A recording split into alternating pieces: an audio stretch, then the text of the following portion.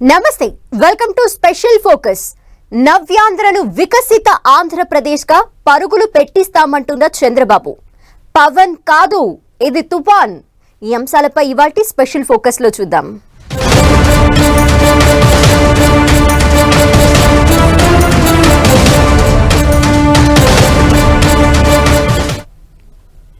ఇప్పటిదాకా ఒక లెక్క, ఇప్పటి నుంచి ఇంకో లెక్క. కుంటుపడిన అభివృద్ధిని పరుగులు పెట్టిస్తాం. కక్షలు ప్రతీకారాలు లేని ప్రజాపాలనే లక్ష్యం. హోదా సేవ కోసమే కానీ ఆర్భాటం కోసం కాదంటూ క్లారిటీ ఇచ్చారు టీడీపీ అధినేత చంద్రబాబు.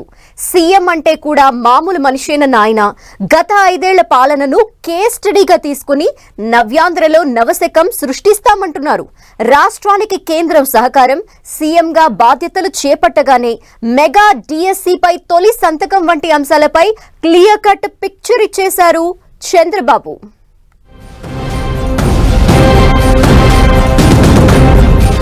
చంద్రబాబు నవ్యాంధ్రలో నవశకం తీసుకురాబోతున్నారా? ఎన్డీఏ సర్కార్ ఏపీలో అభివృద్ధిని పరుగులు పెట్టిస్తుందా?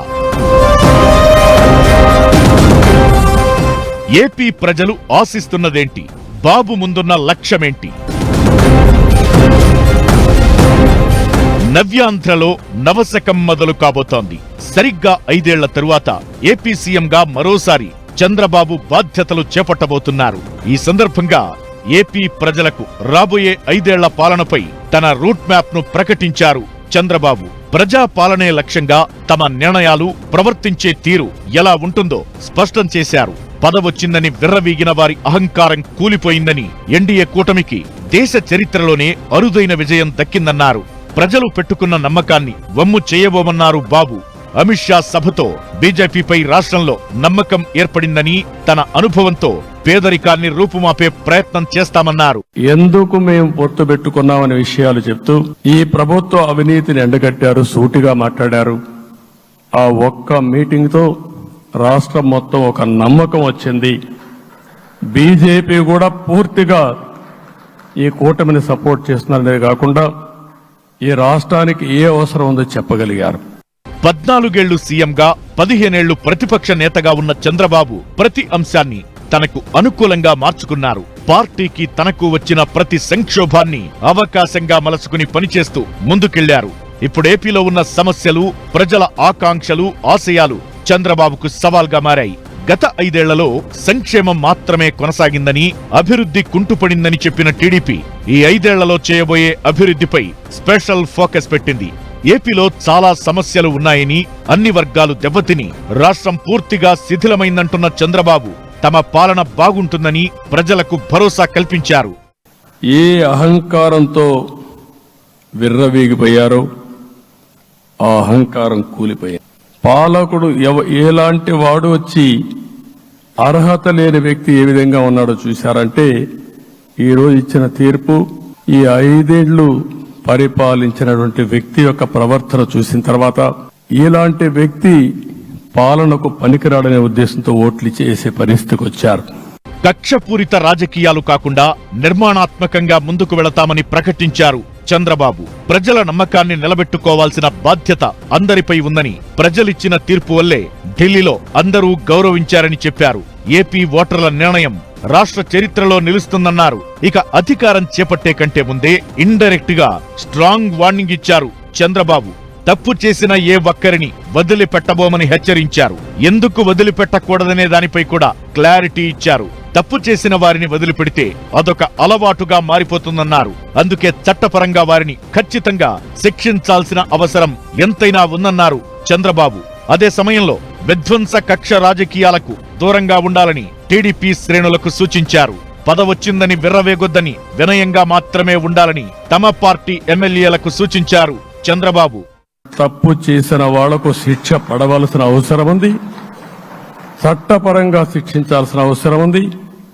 అదే సమయంలో విధ్వంస రాజకీయాలు, కక్షా రాజకీయాలు కాకుండా ఇవన్నిటిని ప్రక్షాళన చేయాల్సిన అవసరం ఉందని కూడా నేను మీకు తెలియజేస్తున్నా.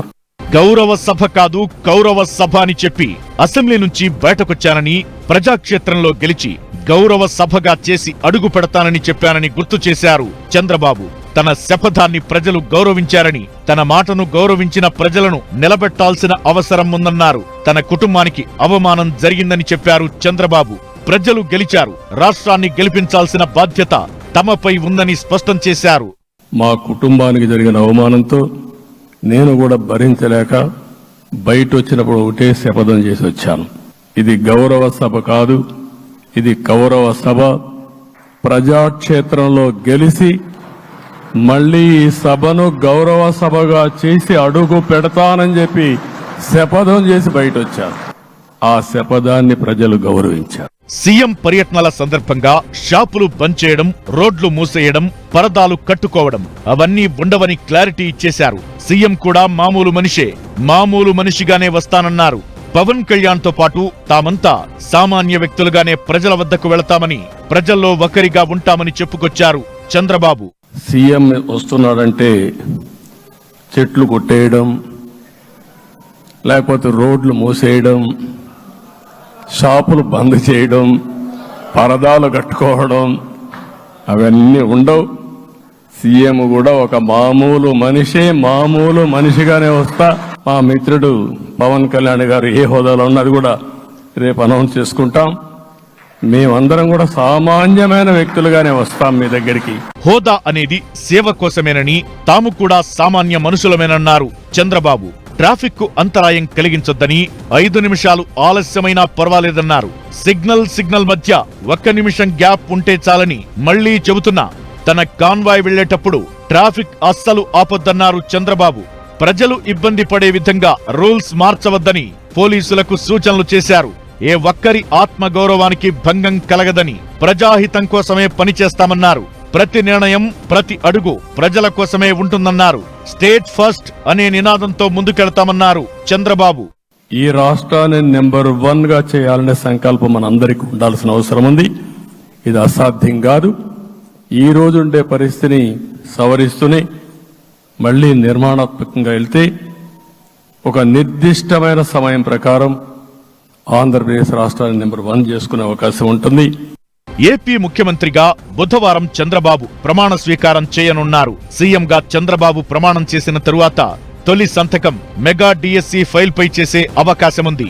ఏపీ ల్యాండ్ టైటిలింగ్ యాక్ట్ రద్దుపై రెండో సంతకం పెట్టే అవకాశముంది. టీడీపీ కూటమి అధికారంలోకి వస్తే పెన్షన్ను 4,000కు పెంచుతామని ఎన్నికల ప్రచారంలో కూటమి హామీ ఇచ్చింది. ఈ నేపథ్యంలో పెన్షన్ల పెంపుపై చంద్రబాబు మూడో సంతకం చేసే అవకాశమున్నట్లు టీడీపీ వర్గాల్లో చర్చ సాగుతోంది. ప్రమాణ స్వీకారం తరువాత 3 సంతకాలతో పాటు మరికొన్ని కీలక నిర్ణయాలు చంద్రబాబు తీసుకునే అవకాశముంది. మహిళలకు ఉచిత బస్సు ప్రయాణంతో పాటు యువతకు 3,000 నిరుద్యోగ భృతిపై నిర్ణయం తీసుకుంటారని తెలుస్తోంది.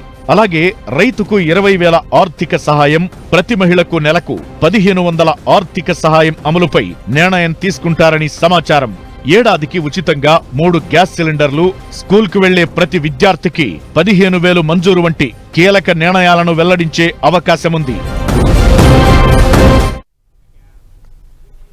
నవ్యాంధ్రకు అమరావతి రాజధాని అని మరోసారి కుండబద్దలు కొట్టారు చంద్రబాబు.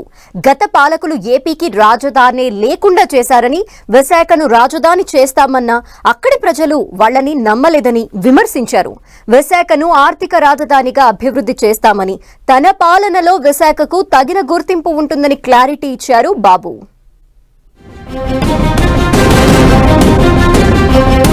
అమరావతి రాజధాని, ఆర్థిక రాజధానిగా విశాఖ. రాష్ట్రానికి కేంద్ర సహకారం అవసరమంటున్న బాబు. పోలవరం నిర్మాణాన్ని పూర్తి చేస్తామని హామీ. ఏపీలో పెండింగ్ ఇష్యూస్ పై తన విజన్ ను ప్రకటించేశారు టీడీపీ అధినేత చంద్రబాబు. ప్రజలు ఇచ్చిన అవకాశాన్ని ప్రజల బాగు కోసమే వాడుకుంటామని, తాము తీసుకునే ప్రతి నిర్ణయం జనం కోసమే ఉంటుందంటున్నారు. ఏపీ ఓటర్లు ఇచ్చిన తీర్పు చరిత్రలో నిలిచిపోతుందని, ఇతర ప్రాంతాల్లో స్థిరపడిన ఓటర్లు ఈసారి స్ఫూర్తి నింపారని కొనియాడారు చంద్రబాబు. ఇతర రాష్ట్రాలు, ప్రాంతాల్లో కూలీ పనులు చేసుకునే పేదల నుంచి విదేశాల్లో స్థిరపడిన తెలుగువారు సొంత ఖర్చులతో రాష్ట్రానికొచ్చి ఓటేయడం తానెప్పుడూ చూడలేదన్నారు. ఏపీ రాజధానిగా అమరావతి కొనసాగుతుందని స్పష్టం చేశారు చంద్రబాబు. గత పాలకుల హయాంలో ఏపీ రాజధాని ఏంటో చెప్పుకోలేని పరిస్థితి తెచ్చారన్నారు. 3 రాజధానుల ముచ్చటే ఉండదని తేల్చి చెప్పారు. గత పాలకులు రాజధాని లేకుండా చేశారన్న చంద్రబాబు విశాఖను రాజధాని చేస్తామన్నా ఎవరూ నమ్మలేదన్నారు. కూటమి అభ్యర్థులను 70 నుంచి 90 వేల ఓట్లతో గెలిపించారని కొనియాడారు. విశాఖను రాష్ట్ర ఆర్థిక రాజధానిగా అభివృద్ధి చేస్తానన్నారు. విశాఖపట్నం అంటే తనకెంతో అభిమానమని చెప్పారు చంద్రబాబు. 3 పార్టీలకు విశాఖ ప్రజలు పట్టం కట్టారన్నారు చంద్రబాబు. తన పాలనలో విశాఖకు తగిన గుర్తింపు ఉంటుందన్నారు. మన రాజధాని అమరావతి, విశాఖపట్నం ఆర్థిక రాజధానిగా, ఒక ప్రత్యేకమైన సిటీగా, ఆధునికమైన నగరంగా తయారు చేసుకుందాం. దాన్ని ఎప్పుడు కూడా నేను కంబైన్డ్ ఆంధ్రప్రదేశ్ కూడా గుర్తుపెట్టుకున్నాను. ఆనాటి ముఖ్యమంత్రి విశాఖపట్నాన్ని రాజధానిగా చేస్తాను, ఎన్నికలు అవుతానే అక్కడే ప్రమాణ స్వీకారం చేస్తానంటే నువ్వు రావద్దు అని ప్రజా తీర్పిచ్చిన రాజధాని నగరం విశాఖ నగరం. విశాఖపట్నాన్ని మర్చిపోయే సమస్య లేదు, తగిన గుర్తింపిస్తాం. 3 రాజధానులంటూ కర్నూలును న్యాయ రాజధాని చేస్తామన్నా అక్కడి వాసులకు ఒరిగిందేమీ లేదన్నారు చంద్రబాబు. పాలకుల మోసాన్ని గమనించిన రాయలసీమ వాసులు తిరుగుబాటు చేశారని, చరిత్రలో చూడని విజయాన్ని అందించారని ఆనందం వ్యక్తం చేశారు. జిల్లాలకు జిల్లాలే కూటమికి పట్టం కట్టాయన్నారు. 1 సైడ్ ఎన్నికలు జరిగాయి, బ్రహ్మాండంగా ఓట్లేశారు. ఓట్లేయడమే కాదు, ఊహించినటువంటి మెజార్టీస్ ఇచ్చారు. అందరూ ఎక్స్పెక్ట్ చేశారు రాయలసీమలో కొంచెం ఇబ్బంది ఉంటుందని. అలాంటి రాయలసీమ తిరుగుబాటు చేసే పరిస్థితికి వచ్చింది. దానికి కూడా మన అందరి మీద బాధ్యత ఉంది. కర్నూలుని అన్ని విధాలా అభివృద్ధి చేసే బాధ్యత Telugu Desam party, Janasena, BJP, NDA కూటమి తీసుకుంటామని కూడా హామీ ఇస్తున్నాను. గత 5 ఏళ్లలో రాష్ట్రం తీవ్రంగా నష్టపోయిందని, అయినా తన అనుభవంతో రాష్ట్రాన్ని పునర్నిర్మిస్తానంటూ ధీమా వ్యక్తం చేస్తున్నారు చంద్రబాబు. అన్ని రంగాల్లో అభివృద్ధి చేసి దేశంలోనే నెంబర్ 1 రాష్ట్రంగా తీర్చిదిద్దుతానని భరోసా వ్యక్తం చేశారు. ఈరోజు రాష్ట్రంలో మనం చూస్తే చాలా సమస్యలున్నాయి. నా అనుభవాన్ని మొత్తం తీసుకుని పూర్తిగా మీ అందరి సహకారంతో, మిత్రులు పవన్ కళ్యాణ్ గారి సహకారంతో పేద ప్రజల జీవితాలను మార్చడానికి నిత్యం ఆలోచిద్దాం. అది చేసి మన నిజాయితీని, మన కృతజ్ఞతని ప్రజలకు తెలియజేద్దాం. రాష్ట్ర అభివృద్ధి కోసం కేంద్ర సహకారం అవసరమన్నారు చంద్రబాబు. రాష్ట్రానికి పూర్తిగా సహకరిస్తామని కేంద్ర పెద్దలు చెప్పారని తెలిపారు. పోలవరం పనులు 72% పూర్తి చేశామని, డయాఫ్రమ్ వాల్ కొట్టుకుపోయిందన్నారు. కేంద్ర సహకారంతో పోలవరం ప్రాజెక్టును పూర్తి చేస్తామని, నదులను అనుసంధానం చేసి ప్రతి ఎకరానికి నీళ్లందిస్తామని చెప్పుకొచ్చారు చంద్రబాబు. ఈ ప్రాజెక్టు పూర్తి కావాలంటే ఆ 7 మండలాలు ఆంధ్రప్రదేశ్ రాష్ట్రానికి ఇస్తే తప్ప పూర్తి కాదు. మీరు 7 మండలాలు ఇవ్వకపోతే నేను ప్రమాణ స్వీకారం చేయను, నాకు ఈ పదవి వద్దని ఆ రోజు చాలా స్పష్టంగా చెప్పాను. ఇది ఎప్పుడు కూడా చరిత్రలో ఎప్పుడు జరగని విషయం. ఆ రోజు ప్రధానమంత్రి గారు నరేంద్ర మోడీ గారు ఫస్ట్ కేబినెట్ మీటింగ్ లో పెట్టి ఒక ఆర్డినెన్స్ ఇచ్చి ఆ 7 మండలాలు ఆంధ్రప్రదేశ్ కి ఇచ్చి తర్వాత పార్లమెంట్ సమావేశాలు పెట్టుకున్నారంటే అది ఒక చరిత్ర. ప్రమాణ స్వీకారానికి ముందు చంద్రబాబు కామెంట్స్ ఎలా ఉన్నా కొత్తగా ఏర్పడబోయే ప్రభుత్వం ముందున్న తక్షణ కర్తవ్యాలను గుర్తు చేస్తున్నారు నిపుణులు.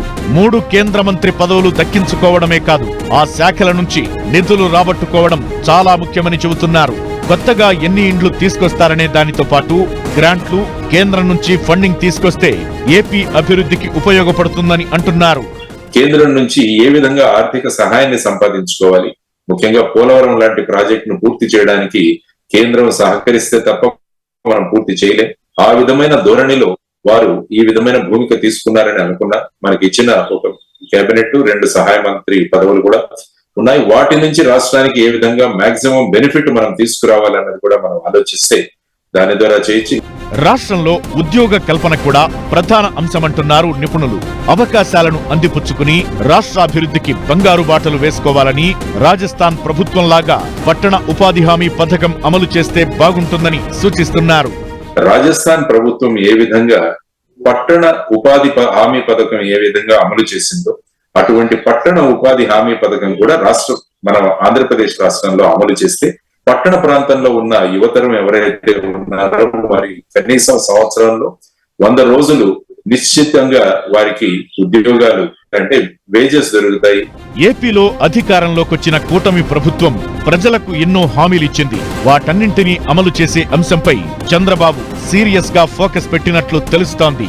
ఒక్కో పథకం అమలు చేసుకుంటూ ముందుకెళ్లాలని, అందుకోసం కేంద్రం సహకారం తీసుకోవాలని భావిస్తున్నారు చంద్రబాబు.